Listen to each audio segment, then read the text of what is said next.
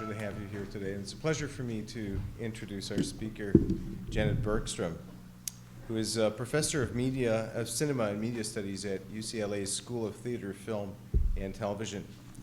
She specializes in archivally based cross-national studies of émigré directors, such as Murnau, Renoir, Lang, and Sternberg.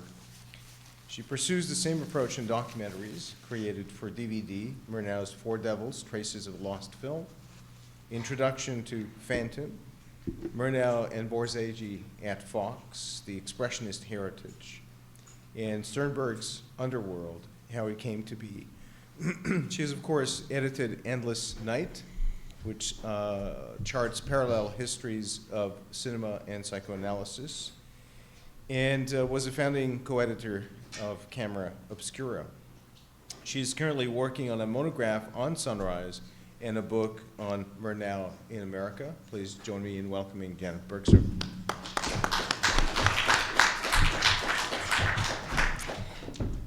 Well, good morning, everybody. Our last day. It's nice to see you all here. I hope this all works. So,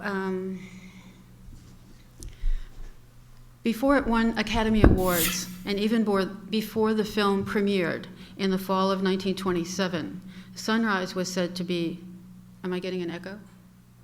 Sunrise was said to be required viewing for Hollywood's technical personnel. The stunning cinematography, so much praised in Murnau's films, especially The Last Laugh and Faust before Sunrise, was in the service of a total cinematic experience. What was not emphasized, but was just as true, was that those visual effects could not have been achieved by cinematographers alone. The immense number and variety of visual effects in Sunrise were as much a function of the physical design of spaces that was thought through shot by shot to accomplish the aims of the director and screenwriter. Whoops. Let me stay on this a minute. Coming soon. Murnau and Karl Mayer, in close collaboration with the two cinematographers, Charles Rocher and Karl Struss, and Rokas Gliese, the architect, as German art directors were called, setting each other ever more challenges to create something that had never before been seen. Many sets, sometimes seen in only one shot, were built in forced perspective in both huge and small spaces, requiring the camera to be placed at one particular angle with respect to the scene, effectively forcing creative solutions to visualization with light and lenses. Moving shots were designed to survey the specialized sets in their own way. Because Sunrise quickly gained immense prestige, this became known in Hollywood as the German technique. Murnau was used to working with his own creative team in Germany. William Fox not only gave him free rein at the studio, he allowed him to bring his creative team with him from Germany. Karl Mayer had already finished his screenplay, and so he stayed behind in Germany. You can read the send-off photo here. Sunrise had two cinematographers, Charles Rocher, who had become Mary Pickford's exclusive cameraman, but she allowed him to go to Germany for a year under contract to UFA. He worked exclusively with Faust there as a consultant. With Murnau there as a consultant as Murnau was shooting Faust. Murnau wanted to know how things he was doing on Faust would be done in Hollywood, and Rocher wanted to see how German cinematographers obtained the effects they had become internationally famous for. He also brought his own Mitchell camera with him and demonstrated what it could do. That led UFA, the German mega studio, to place a large order for Mitchell's. Rocher brought in his friend and previous co-worker, Karl Struss. Both men had strong backgrounds in still photography. Both had invented their own portrait lenses. Struss had been part of Alfred Stieglitz's photo secession group in New York before becoming a Hollywood cinematographer.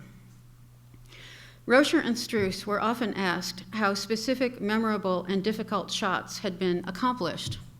We will look at several of these, and also at a particular shot that I have not so far seen reference to, either by a questioner or to the cinematographers or anybody involved with the film, or to any of them talked about spontaneously. That shot could not have been accomplished by the cinematographers alone, without the technical process that required a specialized lab. That shot introduces the role of the effects specialist into this story.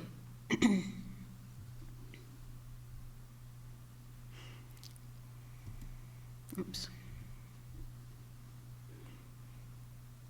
I'm not going to talk about this instantly, but I feel like we should see something. But notice the density of space as soon as we got off the flatness, that there's a layered space going back and back that effectively calls your attention from looking at any one thing as being special, like how is that done? Because so much is going on at the same time in kinds of movement in the shot.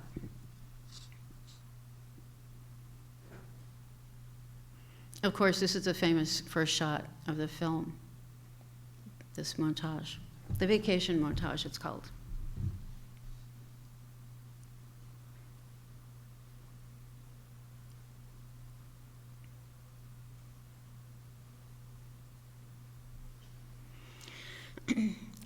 Rokas Gliese was paid by Fox for 2 months of preparatory work that he had done in Berlin before arriving in Hollywood. He had made drawings of every shot. The creative team worked on Sunrise at Fox in the way that Gliese was used to doing for films he had made in Germany. Bernard Eisenschitz asked Rokas Gliese how he worked with the cinematographers, Charles Rocher and Karl Struss. Gliese said, "Today, cinematographers create the image." This was in 70-something. It wasn't like that then. The painter, the architect, and he referred to himself as either one or the other. The painter, the architect, collaborated with the cinematographer to create the image. The cameraman, that is, the first cameraman, looked. The painter verified the framing precisely. The director controlled and requested other things. For a train to go from the country into the center of the city, the trolley in the country, we had a small part of a hill on Fox's back lot. We couldn't go beyond, because just beyond this, Tom Mix was shooting a Western. So I designed a track that would zigzag and use all the space we had to the maximum. With each successive camera position, we stopped, I looked through the viewfinder, and I painted the background on glass. Then we built it. Everything was determined by the camera angles. We could not deviate. It would have been impossible otherwise. They would not have been able to position the camera other than the way I had constructed the set, because it had been built precisely for the camera. If a wall turned out to be too white, we repainted it. And you may not remember this, I don't have a clip, it goes by really fast. When the trolley is about to hit the city square, there's this kind of wall that's a kind of zone, in my view. If it turned out to be too white, which I believe was that wall, we repainted it. It took time, but that was irrelevant. After the rushes were developed, we projected them and made a decision. Sometimes we started over again. Sometimes the sets had already been taken down. It didn't matter. We never discussed money or time. First of all, there was no head of production to answer to, so that was no problem. How did Rocher and Struss, or Struss and Rocher, work together on Sunrise? Their previous work together had been on a Mary Pickford film called Sparrows. Rocher was first camera, Struss was second camera, and as Struss pointed out in an interview, what that meant at the time was that the first camera was the US version, the second camera was the foreign version. But he says they didn't work that way on Sunrise. They worked together all of the time. And on the moving shots, where they couldn't really shoot together, he says in Sunrise, this is Struss, we sort of took turns for all those moving shots. I never kept track of it. So we just, oops, that's before. We just saw the vacation montage, but this is what it's about. We had done some miniature work before we went to Lake Arrowhead for the country and lake exteriors, split screen and so forth. Rocher did that with his Mitchell camera, and I also did it with my Bell & Howell camera. And we kept track where there was split screen. Might have two exterior scenes entirely different, made into two verticals. The frame could be split half and half. We had something with miniature ships, and we had live trains down near Capistrano, and other things of that sort combined. Might be a week or 10 days after we'd shot one half, and then we shot the other half. We had to keep track of it to see that it matched, and that the exposures balanced too. Nowadays, they leave that to the special effects department. Question, but there weren't any special effects on that. It was all Struce. No, the director of photography always did those things himself in the camera.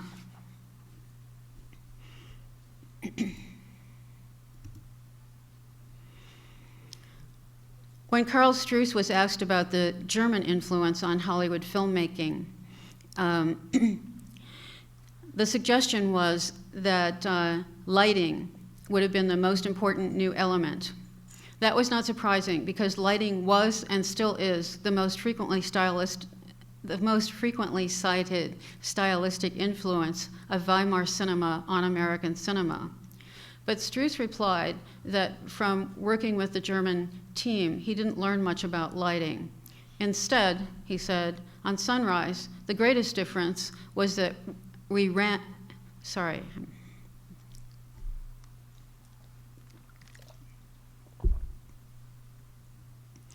He didn't learn much about lighting. He said, on Sunrise, the greatest difference that we ran into was the fact that the sets were built in perspective. Like this one of my favorite shots that I always think of is this Cézanne shot, which goes by, oops, would help if I clicked it.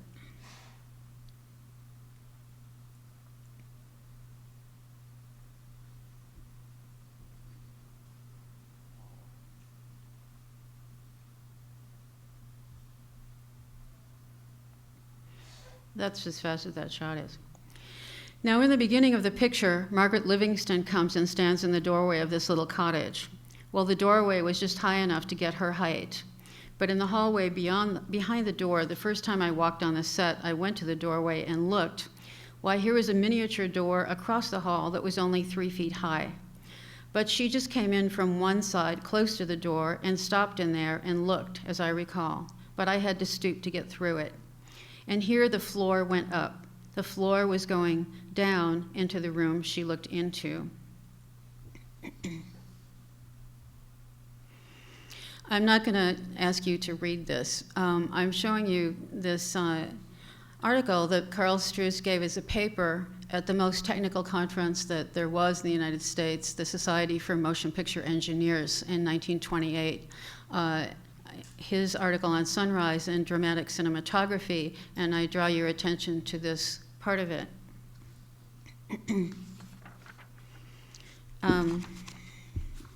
Especially if I find.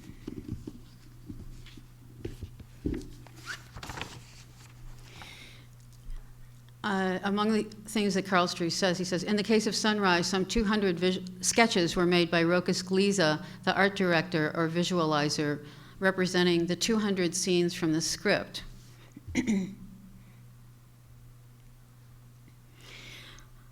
From which small plaster models were made of the more important sets. These gave the cinematographers first-hand information before the actual photographing commenced, so that all the lighting possibilities could be arranged and prepared before the real sets were finished. I would add that this is a model that was recreated later. This was not a model from the time. This was made for a museum exhibition later, but meant to replicate the earlier one. And then he stresses about this question of how did this one work with that one. There was complete cooperation among the director, F.W. Murnau, the art director, and the cinematographers at all times, and suggestions from the cinematographers, like him, were often made, which simplified action and gave a stronger pictorial impression than was suggested in the script.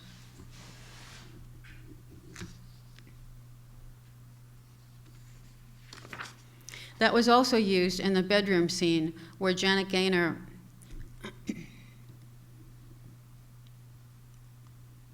is asleep, and George O'Brien, late at night, after he's been with Margaret, comes in. This floor, when he tiptoed in, had a little resistance. If he'd been on a flat floor, it wouldn't have been the same. He was going downhill, without showing that, to go around the bed and sit on the edge there. There was a great effect that comes in that Struess is extremely proud of, and he takes credit not for the whole effect, but for the end of the effect.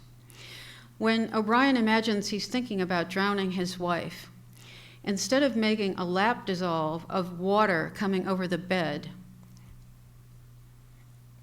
which will happen in a minute, we shot the scene, and later on I had to double the effect of water coming in over the bed. This was weeks later. That's where I used the graduated gauze, in and out, overlapping gauzes, the one a single layer, then a double, then a triple, then a quadruple, and so on, until it blacked out. And so we made the fade that way. And also, it went out of focus at the same time. It had a little more illumination to it.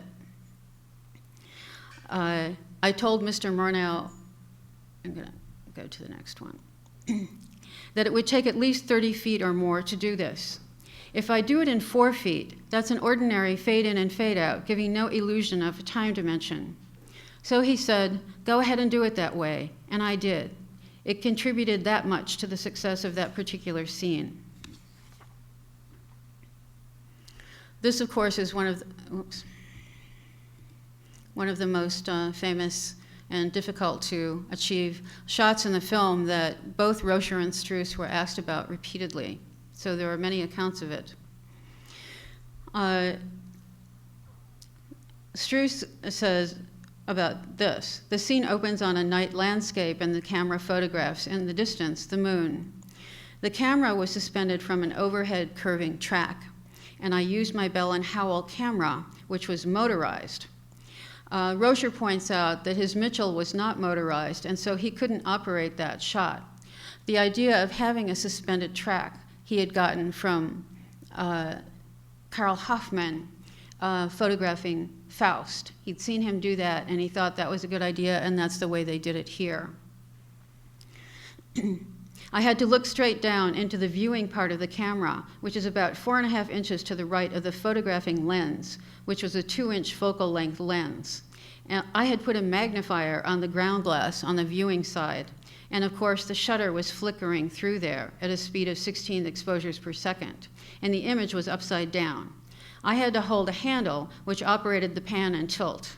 I had to hold that between my knees and bend over and look straight down, and the camera started to move. It swung to the right a little, and then to go through some very small trees, which we just saw. To go through that, we had to put on a sort of plow to separate the trees as we went through them. We follow George O'Brien from the beginning as he goes along the path. Then he goes out of the shot to the right, then we plow through the trees and come to a stop. And here we see Margaret Livingston powdering her nose. Now, one of the problems was the fact that we couldn't work any handles to tilt up or down. We had to have a way to come up to this point. So we went through the trees because they would hit the lights otherwise. We went through the trees, and I had to rig up a wooden upright so that the 2 tubes that held the matte box on the front of the lens would come out to a certain point and stop, so that I wouldn't be shooting into the top stage lights in the distance that were giving an effect of moonlight on the water and the marsh. Then we came to a stop and find her in the right position. Then George O'Brien walks into the scene. And of course, when we photographed this through the lens, everything was reversed, upside down, and reversed, right and left. But it's one of those things which mechanically are awfully difficult to keep that smooth. That was one of the most difficult shots I ever had to contend with. We had to do it a number of times for safety.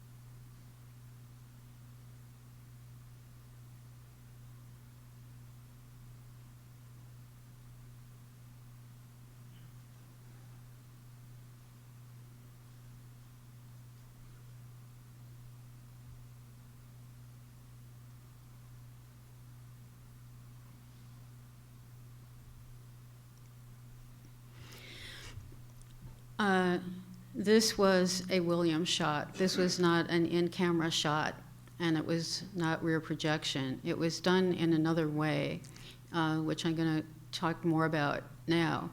This is a photograph you probably have seen before, and there are several versions of this setup.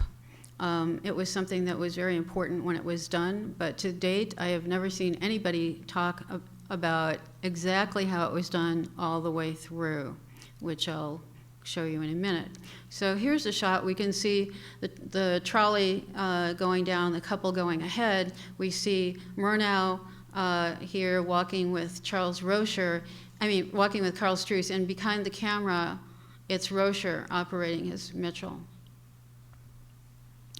Here we have a different version of this photo that Richard Kozarski published in a really excellent article on Karl Struess's cinema work. And here you see something extra. It's this dark screen, which is black, probably, or as somebody pointed out to me, it could be dark blue. But at any rate, there's a screen there, and it's very important because that makes it part of what's going to be what we will see as the Williams shot. How do we know that it's a Williams shot and not rear projection? For sure, because I knew someone would say it's rear projection, it's something else.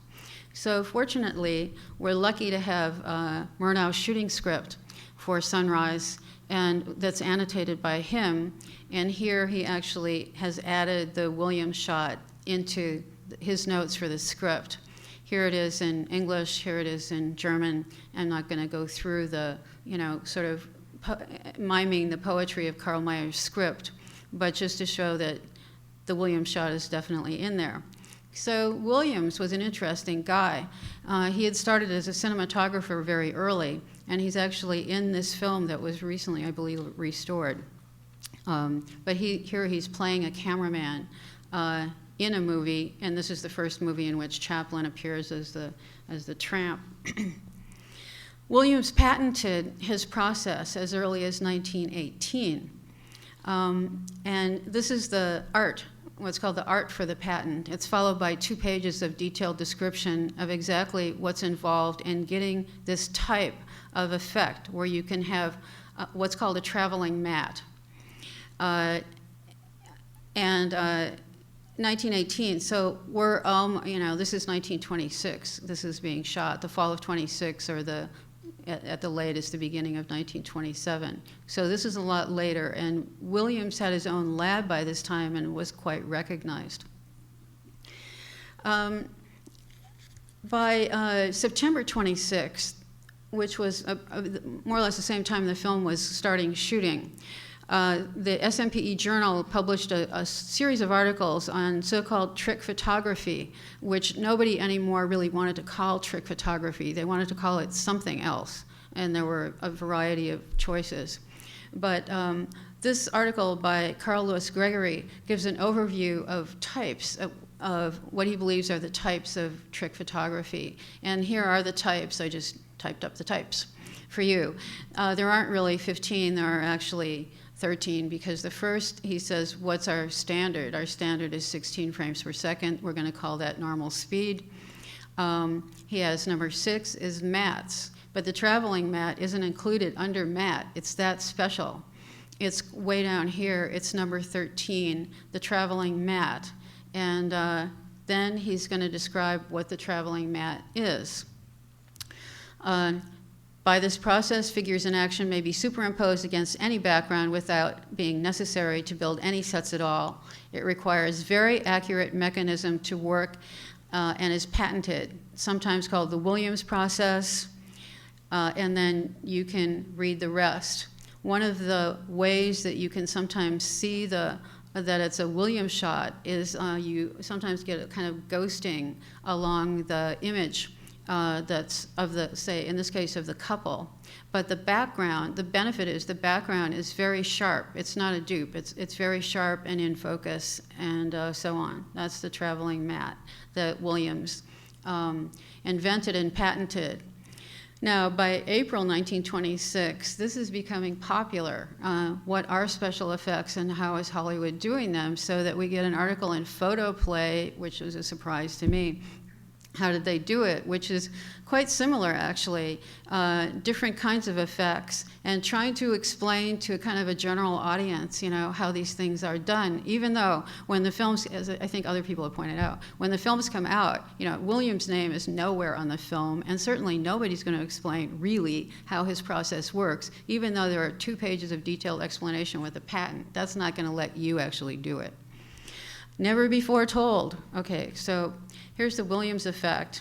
And then the question is, well, okay, there's the Williams effect, and if we know it's the Williams effect, and we know that Murnau probably, once he got to Hollywood, was shown what could be done with the Williams effect and how he might benefit from it, still, it doesn't really let us know, with the diagrams and everything else, it doesn't really let us know something that's really important for the whole concept of how did sunrise get to be so complexly special and yet work as a kind of unified series of picture planes that are different, movements that are different, and so on and so forth that are extremely coordinated. So this guy, L.B. Abbott, who I notice is on your wall upstairs, there's a tribute to him. He has a plaque, was an ASC cinematographer. And so far, and if somebody finds more, I'd love it if you would let me know. This is the closest description that I've come to for how did they do it. This is for What Price Glory, Raoul Walsh Fox's film that was made about a year before Sunrise. So here's there's, of course, all these things. There's more and more and more. I can't tell you. Okay, but here's some detail, because I think it's really important, because it brings I think you feel a little bit closer. On July 28, 1926, this is Abbott, who is cinematographer there. We gathered up the cameras, 3 Bell and Howells, and left the western lot for the ranch. The location was a large, level, barren area on which had been erected 3 parallels, those wooden things on which you can put cameras. 2 of them 50 feet high and the other 72 feet. They were larger at the bottom than at the camera platform on top in order to ensure a steady base for composite photography. We were to make shots of about 700 World War I soldiers marching at night through a French forest. The forest was a miniature, which had already been shot. In the final scenes, the marching men were double printed into the miniature forest by use of a traveling matte system invented by Frank Williams. The technique was based on the density difference system. I was assigned to the 72-foot parallel and proceeded to climb the ladder, one-handed, hauling up the tripod and setting it in place. Then I went back down and got the camera, hauled it up, mounted it on the tripod. Next, I mounted a film clip of the miniature forest on the pins of a prism viewing device that was fitted on the camera movement rails. The pins in the viewer then matched the location of those in the camera movement. Now, a sun arc gobo. A gobo is a 4x8 foot wooden, this is him, foot wooden frame covered with black cloth, like we just saw in that still. Had to be placed in the proper position to fit the trunks of each of the miniature trees. This made it appear in the final shot that a marching man passing in the area behind a tree would disappear behind it, while a man passing in the area in front of the tree would appear to walk in front of it. When rehearsals were completed and the lights were all burning, the cameras rolled, the men marched, and a take was made. This procedure was repeated throughout the night, with the positions of the marchers and the bomb blasts changed each time so that in the final picture it would appear that there were thousands of men. At dawn, we stopped shooting, and the camera assistants gathered up the exposed magazines and went to the Frank Williams laboratory, where we unloaded the exposed film and reloaded the magazines with fresh stock. Then we went back to the location, where we spent another day of lineup using different lineup clips. The shooting that night was similar to that of the night before, and at dawn, we were finished with a sequence. We gathered up all the camera gear, stopped at the Williams lab, unloaded the exposed film, and then returned the camera equipment to the Western Avenue studio. Well, still, how did the DP or the director work with the lab? We don't know. I don't know.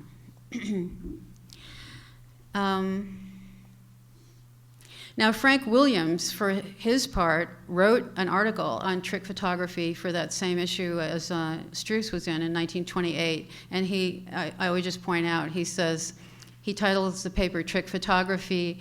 This term has been discarded in Hollywood in favor of the term special process work. I'm not going to go through this at all, just to show you that he did this.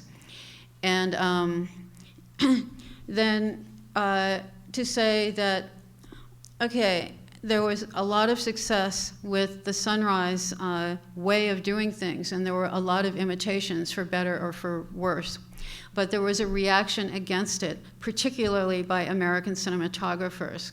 So I found one example that I'm not showing you here. That's an article that never mentions German cinematography, cinematographers, nothing like that.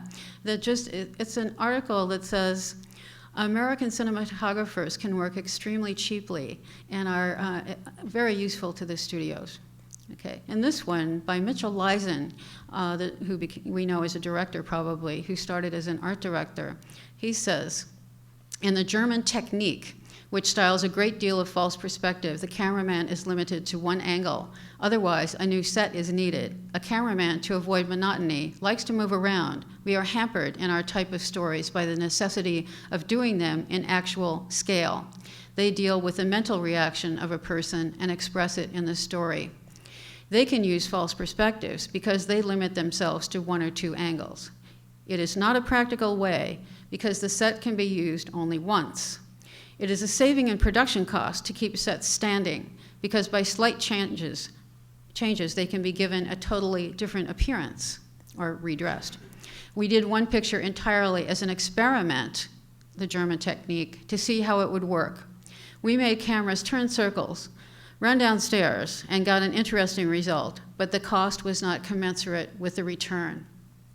I would point out that in another quote from Struess that I'm not going to read, he really pays homage to Murnau and the moving camera, saying that the most he learned from Murnau was when to move the camera and particularly when to stop the camera, and that after sunrise everybody was moving the camera, but they were doing it mechanically, which is a good example here, what Leisen is saying.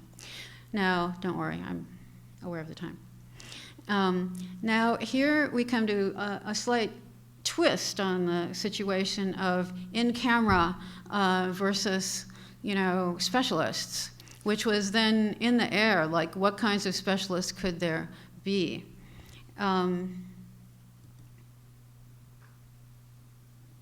This is the end, of course, because Janet Gaynor's hair is down.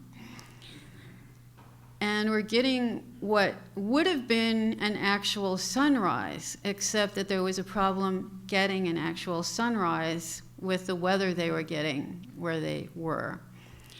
Therefore, look at that machine. This is Charles Rocher at the back. That's his Mitchell again. And this is how he shot the title cards with movement. I would point out that Sean Belston, who was one of the three people who did the restoration of Sunrise, pointed out that even though you can't notice it, every single title card in Sunrise has movement in it. There's some little waviness in the title cards, not just the dramatic ones that are, like the woman drowning. Now here's what Rocher wrote on the back of this photograph, which was apparently made for exhibition. This is the same device, that machine, used in Little Lord Fauntleroy with many additions in order to make the sunrise effects necessary for the film Sunrise. I had tried for over a month to make some real sunrises behind the beautiful village setting we had built at Lake Arrowhead, but clouds are very scarce in California. I employed a transparency of the village and used transparencies I made from my collection of still cloud negatives. These were moved by the rack and pinion, and the movable light was controlled by rheostat. Nowadays, this could have been done in the optical department. Every cinematographer who worked during the silent period will say something like that sooner or later. I also made all the unusual titles for the pictures on that same machine. Okay, the red user. This is a different epoch. But I think maybe before we get to the red user, I'm going to take a minute of blacks. Well, I can leave that up there. In modern days, of course, cinematographers who are commenting on films like Sunrise have lived through decades of doing things in completely other ways, and including coming through a kind of, guild system, especially with ASC, where you're mentored by somebody else and you're learning what are proper ways to do it and what are artistic ways, and particularly for ASC guys, to do it. Now, Nestor Almendros, the wonderful cinematographer from ASC, offered an appreciative and really interesting lecture on Sunrise to students at the University of Ohio in 1984. That was published in the American Cinematographer. He points out, among other things, the importance of backgrounds in Murnau's movies, all of them. In this context, he brings up the Williams shot that we just saw, but he thinks it's something else. He says, in Murnau's movies, there's always movement in the background, as in that scene of Janet Gaynor and George O'Brien in a restaurant, with people dancing in the background, which I might add you see through glass, which you do so often in Murnau. In Sunrise, there are often two actions going on at the same time. Now, in the dream sequence, when the man and wife are walking in the city, suddenly they seem to be in the country. Then they come back to themselves because there's a traffic jam and they are again in the city. This is how it was done. They were walking on a roller, a conveyor belt, and behind them was a projected film which included the dissolve from the city to the country and back to the city. Well, that's what he thought. Cinematographer John Bailey, ASC, created a voiceover commentary for Fox's DVD and Blu-ray of Sunrise. He had been the camera assistant for Almendros, or the camera operator, on Days of Heaven. And they had talked about Murnau a lot because when Almendros was shooting Days of Heaven, he had Murnau in mind, and particularly City Girl. But, and Bailey often refers to the views of Almendros in his voiceover. About that shot, though, he disagrees with Almendros. He thinks that while the traffic behind the couple, he disagrees that the traffic while the couple are kissing is back projection. He doesn't agree with that.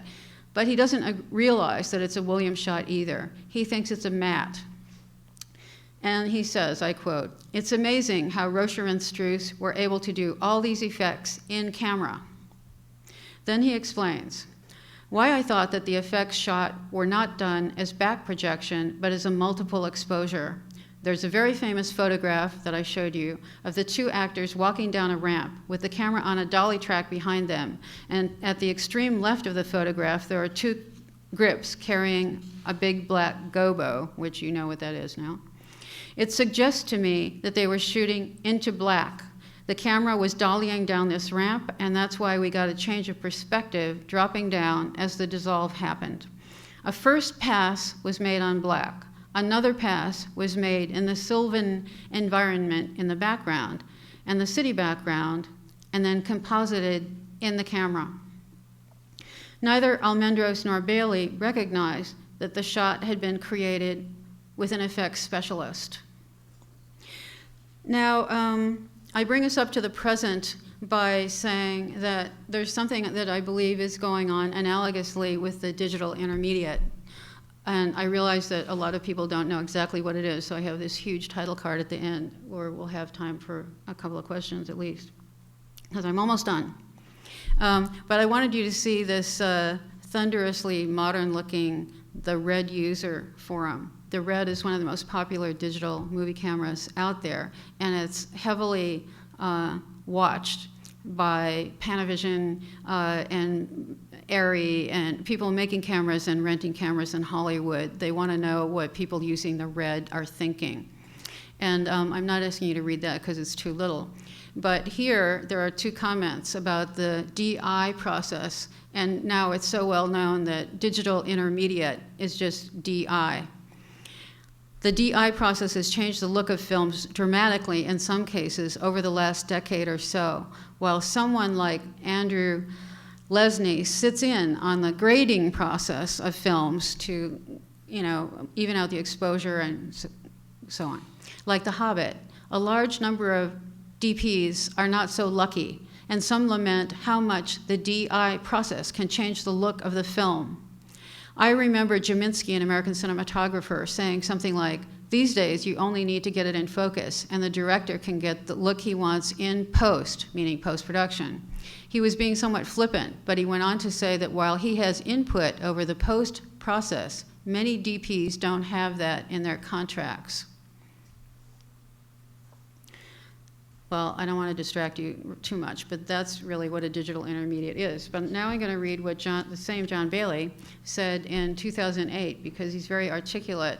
He writes a lot for the American Cinematographer, and he's a real expert on still photography, for one thing. He writes on that for American Cinematographer, too. He says about the digital intermediate, in 2008, the user group called Digital Domain, he says, and this is my and here, virtually, "A decade ago, many cinematographers embraced the DI process as a promising technology. My ASC colleague, Roger Deakins, demonstrated its potential with his work on Oh Brother, Where Art Thou in 2000. For a while, it appeared cinematographers had a second palette, but it did not take long for our collaborators to realize that they too could paint, so to speak, in the digital suite. Then some actors realized that they could supervise digital plastic surgery. Cinematographers have become deeply infatuated with the tools of Da Vinci and its myriad controls, so much so that some are tempted to reconceive their work in the digital bay. More deleterious to the integrity of the work can be the cry, 'Don't worry, we'll fix it in post,' often used as an excuse for less than careful control of lighting on the shooting stage. And sadly, increasing numbers of my fellow cinematographers complain they are being forced out of the DI process as producers, directors, stars, and studio executives all pile on. I know filmmaking is a collaborative process, but I can't help wondering how my late ASC colleague, Conrad Hall, would feel about this collaboration." And then from the bottom line studio perspective, it can be said, who needs the cinematographer? The director and editor can supervise the DI. They are already being paid at that stage of the project, a point that John Belton made yesterday. So finally, there can be no doubt to get back to Sunrise, there can be no doubt who was in control when it came to Sunrise. The specialists were probably delighted to be able to work on this film, although they would not receive screen credit or be mentioned by either cinematographer to my knowledge. Sunrise was in many ways a special case, but the transition from in-camera effects and ingenious solutions to visual problems from that transition to effects specialists was in progress. The ASC had even started a separate listing among their members for specialists. Specialist labs like Williams and Dunning continued, but the studios also created their own effects departments. Before long, optical printing would take the place of the art of in-camera effects, operating separately from a creative team, depending on the case. Optical printing would mean a sea change, as almost every interview with a cinematographer from the silent era would mention. Just because this transition did not last a long time doesn't mean that it was not important. Like the uneven transition from silent to sound film, or from orthochromatic to panchromatic film. I would like to now make grateful acknowledgement to Kevin Brownlow, David Koenig from Panavision, Werner Studendorf from the Berlin Film Museum, and Jonathan Erland, founder of the VFX Society, who brought the Williams shot to my attention. Thank you.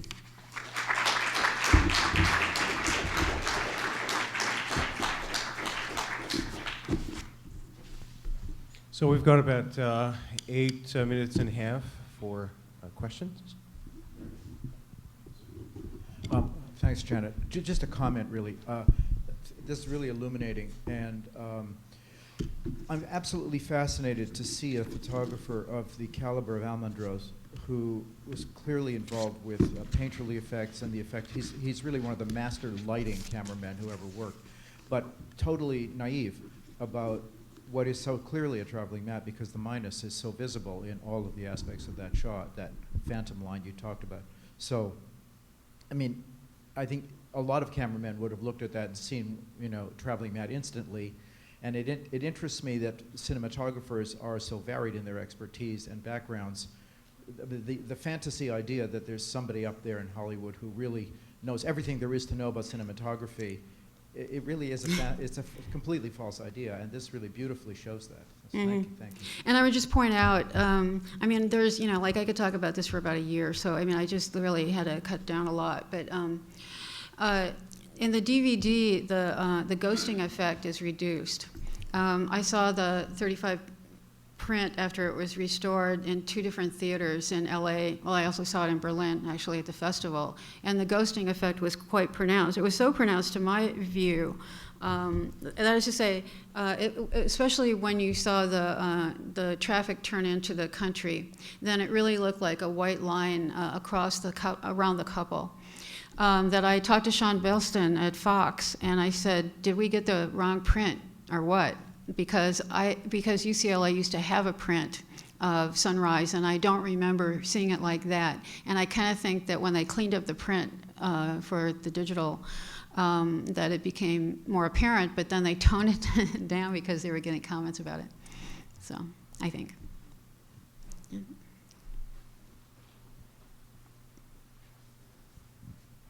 Yeah, thanks very much. I really look forward to reading your book. In all your research, have you ever come across any discussion about the 2 jumps in the famous walk in the swamp, where it looks like there are frames missing, but the first instance of that jump, and it's in all of the versions except for the Czech version and maybe an outtake, it could be that they actually built that sequence out of 2 separate takes, and that the jump when we're walking with O'Brien, that's, you know, it could actually not be missing frames from whatever copy, everything, all the versions have come from. But have you ever come across any discussion of that? Mm-hmm. Well, yeah, I have, but I don't want to misstate. I don't want to make a mistake on camera. The most detail I've found on, see, the thing is, too, that this is a highly disputed shot about who did what, because if you read Kevin Brownlow, you get Rocher's perspective, and he was a very good friend of Rocher, who, you know, told him a lot. And John Bailey, if you listen to the voiceover over Sunrise, the entire thing is an argument that really Strus was responsible for the look of the whole movie. So, but there's a very good oral history with Strus at UCLA that was done by somebody who really, really liked Sunrise, and he keeps coming back to ask about Sunrise over and over, and I believe, so don't hold me to this, so you'll get the printed version later. I believe that Strus said that he had to change something during that shot and how difficult it was, which would account for, you know, that little jump. I don't believe that actually it was, you know, like a damaged print or something like that, and that definitely was filmed as a continuous shot, and it was filmed, as he says, it was done several times. They didn't want to leave it to chance because, as he described, that's why I wanted to, you know, I wanted to sort of get the labor across, like going up and down these parallels and What Price Glory, like, you know, this was not easy work, and to try to get everything lined up and be so exact was extremely difficult. But, you know, so they had to do it several times because Rocher was watching and trying to control, and yeah, that's how it was done. But thank you for bringing that up, because I'll double check. We still have a few minutes. Just directly on that, if it was combining 2 takes, there would be a slice, so that would be easy to either eliminate as a possibility. Yeah, I think it wasn't as easy as a splice. I think that actually, although I have never seen anybody of those people refer to it, because they wouldn't want to say, oh, by the way, there's a little there's a little hiccup in this shot where it isn't as smooth as we totally wanted it to be. But I'll have to go back and look at that, but I know that I read that, and that was one of there were several things in there that surprised me that I hadn't seen before, and that I believe are accurate. You know, I mean, he's remembering back, but still.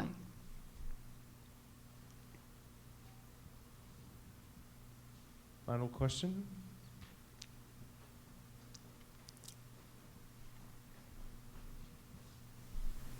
Thanks. I heard you say that you didn't know the relationship between Frank Williams' lab and the production, but have you found any research that suggests that he was on the set while the Williams process was being filmed, either on Sunrise or on another production? Because I haven't been able to find that. And I'm wondering. Yeah, well, listen, I have so many photographs from so many places, and including that, because there's another shot that shows a whole bunch of camera guys, you know, on a dolly that I'm sure you've seen, because I know you're working on this too.